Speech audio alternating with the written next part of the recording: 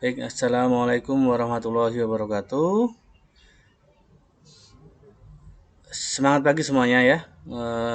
Bersama Pak Rio kembali di sini dalam pelajaran produk kreatif dan kewirausahaan kelas 11 AKL. Baik, langsung saja Pak Rio akan melanjutkan tentang bab HAKI, hak atas kekayaan intelektual ya. Nah, karena materinya ada beberapa, Pak Rio lanjutkan lagi untuk bab selanjutnya untuk hak ini, yaitu dalam bab 3 tentang hak yang berkaitan dengan hak cipta. Eh, di sini hak yang berkaitan dengan hak cipta, hak terkait itu disebut juga dengan related right atau istilahnya dipergunakan ya. Istilah ini sering dipergunakan dalam hukum hak cipta yang merupakan terjemahan yang lebih harfiah dari voisins droits asli Prancis, dari bahasa Prancis. Hak yang berkaitan dengan hak cipta secara hukum mirip dengan hak yang dimiliki oleh pencipta atau pemegang hak cipta, tetapi tidak berhubungan dengan pencipta atau pemegang hak cipta atas suatu ciptaan.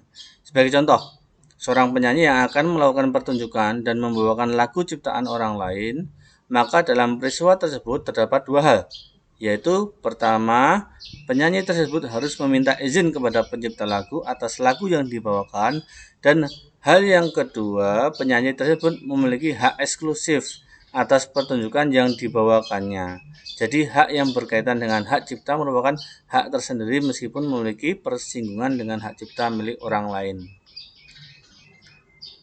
Hak yang berkaitan dengan hak cipta adalah hak eksklusif bagi pelaku pertunjukan, produser fonogram, atau lembaga penyiaran. Untuk pengertiannya masing-masing sebagai berikut ya. Pertama, pelaku pertunjukan. Pelaku pertunjukan adalah seorang secara sendiri-sendiri atau beberapa orang secara bersama-sama menampilkan atau memperagakan atau mempertunjukkan, bisa juga dengan menyanyikan, menyampaikan, mendeklamasikan, atau memainkan suatu karya musik, drama, tari, sastra, ekspresi budaya tradisional, atau karya seni lainnya.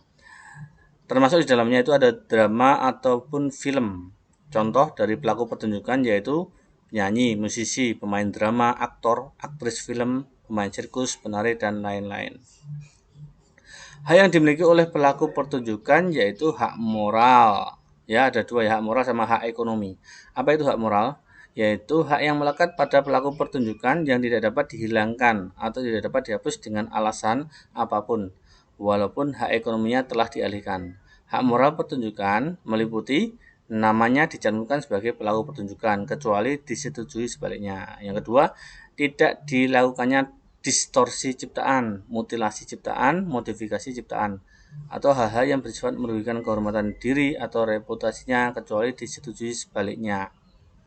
Yang kedua, hak ekonomi, yaitu meliputi hak melaksanakan sendiri, memberikan izin atau melarang pihak lain untuk melakukan. Ini ada beberapa ya. Yang pertama tentang penyiaran atau komunikasi atas pertunjukan pelaku pertunjukan, fiksasi dari pertunjukannya yang belum difiksasi, penggandaan atas fiksasi pertunjukannya dengan cara dan atau bentuk apapun, pendistribusian atas fiksasi pertunjukan atau salinan, penyewaan atau fiksasi pertunjukan atau salinan yang kepada publik, kemudian yang terakhir penyediaan atas fiksasi pertunjukan yang dapat diakses publik. Selanjutnya produser fonogram, yaitu orang atau badan hukum yang pertama kali merekam dan memiliki tanggung jawab untuk melaksanakan perekaman suara atau perekaman bunyi, baik perekaman pertunjukan maupun perekaman suara atau bunyi lain.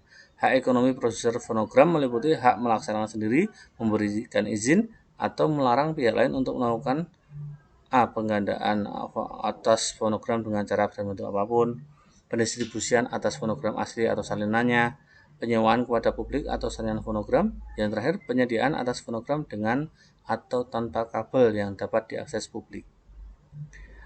Pendistribusian atas fonogram asli atau salinan tidak berlaku terhadap salinan fiksasi atau pertunjukan yang telah dijual atau yang telah dialihkan ke pemilikannya oleh produser fonogram kepada pihak lain.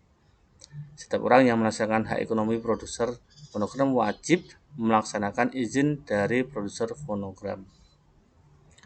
Yang ketiga yaitu lembaga penyiaran, yaitu penyelenggara penyiaran, baik lembaga penyiaran Direktorat Jenderal Kekayaan Publik, lembaga penyiaran swasta, lembaga penyiaran komunitas, maupun lembaga penyiaran berlangganan yang dalam melaksanakan tugas, fungsi, dan tanggung jawabnya berpedoman pada peraturan perundang-undangan. Hak ekonomi lembaga penyiaran meliputi hak melakukan sendiri, memberikan izin, atau melarang pihak lain untuk melakukan A. Penyiaran ulang siaran, komunikasi siaran, C. Fiksasi siaran, dan atau penggandaan fiksasi siaran. Setiap orang dilarang melakukan penyebaran tanpa izin dengan tujuan komersial atas konten karya siaran lembaga penyiaran. Nah, selanjutnya tentang pembatasan perlindungan, ya.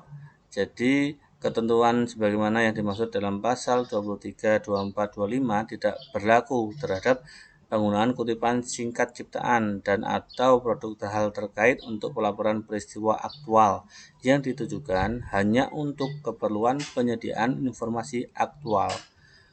Kemudian penggandaan ciptaan dan atau produk hak terkait hanya untuk kepentingan penelitian ilmu pengetahuan. C. Penggandaan ciptaan dan atau produk hak terkait hanya untuk keperluan pengajaran kecuali pertunjukan dan fonogram yang telah dilakukan pengumuman sebagai bahan ajar.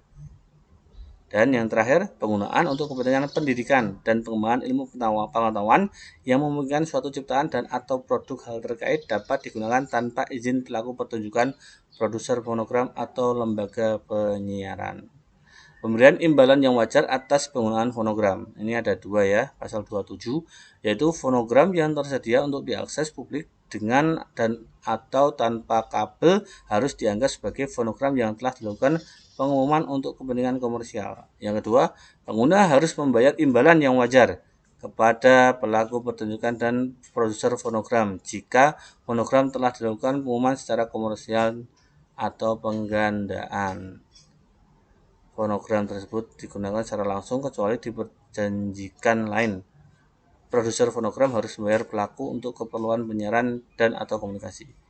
Yang ketiga, hak untuk menerima imbalan yang wajar sebagaimana dimaksud dalam ayat 2 berlaku selama 50 tahun sejak tanggal pengumuman.